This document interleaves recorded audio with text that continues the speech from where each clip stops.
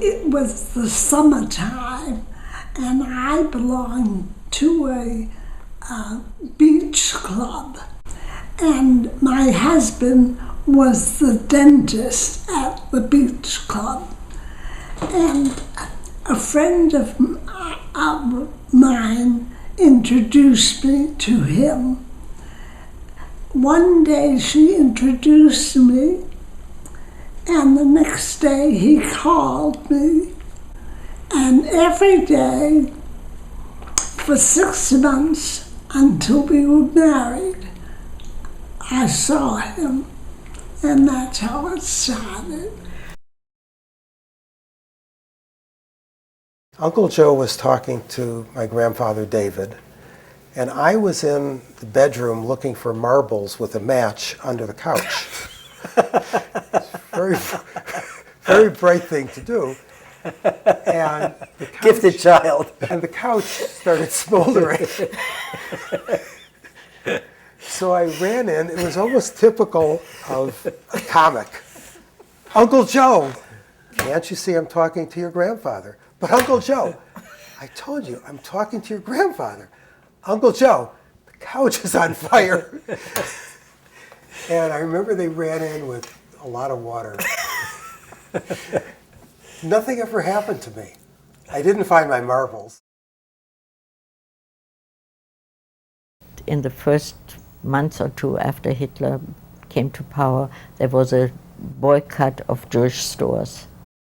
But nobody believed then that he would stay, you know. They thought, oh, this is just, he'll be there for a few weeks and it'll be gone. But my girlfriends would join the BDM, which was Hitler Youth Girls Group, you know, and boys that we knew were in the Hitler Youth, but we still got together. In school we were together, and we went. And somehow, I guess, after a while, I didn't want to go to school anymore, and there was no particular reason that I felt uncomfortable in school, you know. But you know, I felt I was Jewish, and I was not accepted. You were restricted in every way.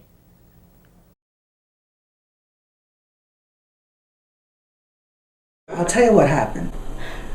He made the mistake of taking her to meet his parents.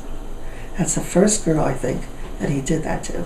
So right away, my grandmother got the plate and broke the plate. So they were engaged. Really? Oh, yeah. Otherwise, he never would have married anybody. He was such a ladies' man, your grandfather. I wanted to go to kindergarten so badly, they sent me to school. I mean, they just got rid of me at home. I must have been about 4 or so. And I didn't speak English. And I had a lot of trouble saying my R's and L's because Japanese don't have that in their alphabet. And I didn't know a lot of the words, although my older sister and brother had gone to school earlier. We didn't speak English at home until I went to school. I always do volunteer for everything, and my hand shot up as soon as the teacher says, who wants to? And one day I got the assignment to take a note to the principal. And she was lecturing to her class, and she had this long pointer. And I took the note and I said, I think I said note. And the principal snarled at me. And I don't know what she said, so I waited a while and said note again. And she glared at me and snarled again. And I thought, well, I have to do my duty, so I said louder. I thought maybe she wasn't hearing me, so I said louder, note. And she came after me with a pointer, and I just ran out of there. I was so scared. I don't think I volunteered for anything after that. I was born on the farm on May 30th, 1930. It was home delivery. I was named after my grandmother, Golda, as were my 2 older cousins, Gloria and Gloria. And my mother wanted to name me Gloria because all of them thought that Golda was not an appropriate name for the public school system in America. But I had my birth had to be registered at the county seat because I was born at home. So one day my father takes a ride into the county seat, and on the way there he says, there's too many Glorias in the family. So he gets to the county seat and he says to the clerk, "What's a girl's name begins with G?" And the clerk said, "Gladys." He said, "Yeah, put that."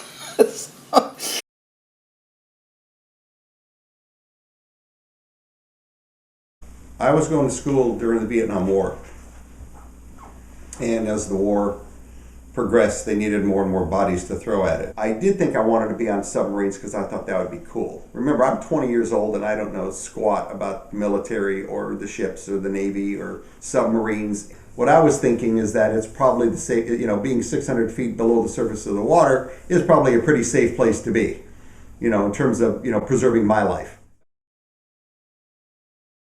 There are times when I'm very brave. I reconcile myself to my demise.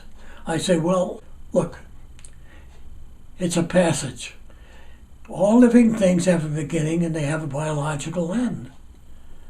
So I'm looking at things rationally, see? And then there are other times when I admit there's a sense of sadness, a sense of nostalgia, and I have to admit, a sense of fear.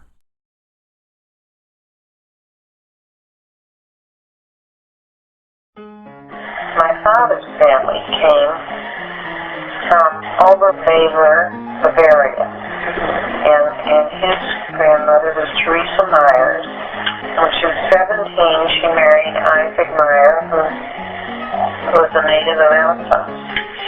And she had 10 children, one of whom was my grandmother Lily. Because Grandma Lily married Louis Grossman, who was born in Cleveland. He was a very rather formal, not too warm, and someone that was hard to get to know. He wasn't someone that you would run up to and hug. Grandma Lily, on the other hand, was very affectionate.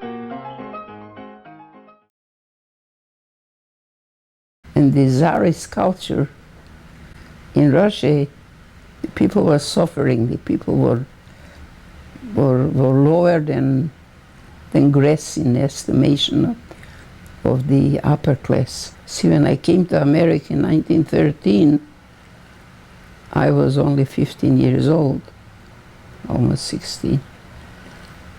But I knew all of the wretched moments that people live through there. I felt it. I lived through it myself. And I was one that I was always craving to know things and craving to make things better in the world. I'm reaching almost 100, my goodness. I can't even think of it. And they're still here to be at my side with love and appreciation. And for that alone, I'd like to start a new life again. I understand. Yeah. Jerry. Yeah. I was in New York and I went to Ellis Island and did the tour, and it was, for me, emotional. I'm going through the halls and the steps and looking at the pictures, and I come back home and actually we're sitting around this table as we often did, and I'm telling Dad, how emotional I was when I was at Ellis Island, and I saw where he came in and where he walked through and where it was examined. He says, "What are you talking about?" He says, "I came through Canada."